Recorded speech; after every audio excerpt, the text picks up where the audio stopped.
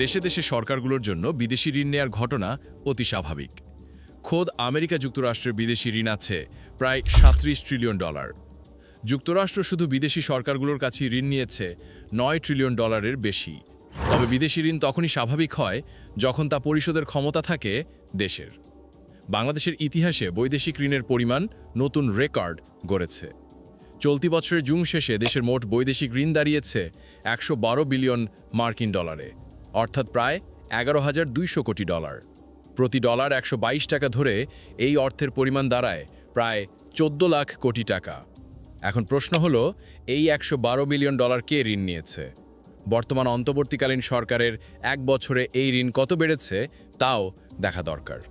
তথ্য বলছে ২০২৪ সালে জুলাই গণ আন্দোলনে শেখ হাসিনা পালানোর সময় দেশের কাঁধে প্রায় ১০৪ মিলিয়ন ডলারের বৈদেশিক ঋণের বোঝা রেখে যান। এরপর গত এক অর্থবছরে ডক্টর ইউনূসের সরকার ৪ বিলিয়ন ডলার বিদেশি দেনা শোধ করেছেন, যা এই যাবৎকালে সর্বোচ্চ বার্ষিক পরিশোধ। পরিসংখ্যান বলছে গত ৬ মাসে বাংলাদেশের বিদেশি দেনা বৃদ্ধি পেয়েছে ৯ বিলিয়ন ডলার। বিশ্লেষকরা বলছেন দেশের অর্থনৈতিক ক্রান্তিকালে বিদেশি ঋণের এই অর্থপ্রবাহ দেশের সামগ্রিক অর্থনীতিকে শক্তিশালী করেছে, পাশাপাশি বৈদেশিক মুদ্রা বাজারকেও স্থিতিশীল রাখতে সহায়তা করেছে।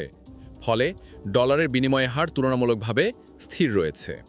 হিসেব করলে দেখা যায় ২০০৬ সালে বিএনপি নেতৃত্বাধীন জোট সরকারের মেয়াদ শেষে বৈদেশিক ঋণ ছিল ১৯ বিলিয়ন ডলারের কিছু কম। বিগত তত্ত্বাবধায়ক সরকারের আমলে বিদেশি দেনা বেড়ে ২০০৮ সালে দাঁড়ায় ২৩ বিলিয়ন ডলারে। এরপর ২০০৯ সালে আওয়ামী লীগ নেতৃত্বাধীন মহাজোট সরকার দায়িত্ব নেওয়ার পর ঋণের পরিমাণ বাড়তে থাকে। ২০১৩ সালের শেষে বাংলাদেশের বিদেশি ঋণ দাঁড়ায় ৩২ বিলিয়ন ডলারে। ২০১৮ সালের শেষে তা বেড়ে হয় ৫৭ বিলিয়ন ডলার। আর ২০২৩ সালের শেষে হাসিনার নেতৃত্বে বাংলাদেশের বিদেশি দেনা সেঞ্চুরি অতিক্রম করে, তখন বিদেশি ঋণ দাঁড়ায় ১০০.৭ বিলিয়ন ডলারে। ২০০৮ সালে দেশের জিডিপির তুলনায় বৈদেশিক ঋণ ছিল প্রায় ২৫%।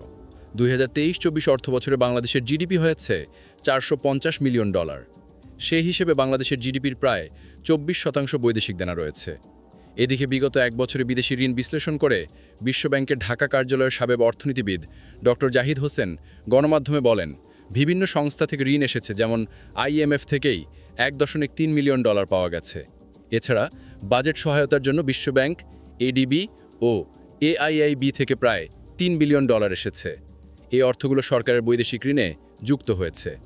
বাংলাদেশ ব্যাংকের তথ্য অনুযায়ী বর্তমান বৈদেশিক ঋণের মধ্যে প্রায় ৮১ বিলিয়ন ডলারই বেড়েছে গত ১৫.৫ বছরে আওয়ামী লীগ সরকারের শাসনামলে। বিশ্লেষকরা জানাচ্ছেন, জিডিপি অনুপাতে বৈদেশিক ঋণ এখনও সহনীয় মাত্রায় রয়েছে। তবে বৈদেশিক মুদ্রা আয়ের তুলনায় ঋণের সুদ ও মূল অর্থ পরিশোধের পরিমাণ অনেক বেড়ে গেছে। তাই সামগ্রিক পরিস্থিতি যদিও স্বস্তিদায়ক, তবে পরিশোধে যথেষ্ট চাপ এবং কঠোর প্রচেষ্টার প্রয়োজন পড়বে।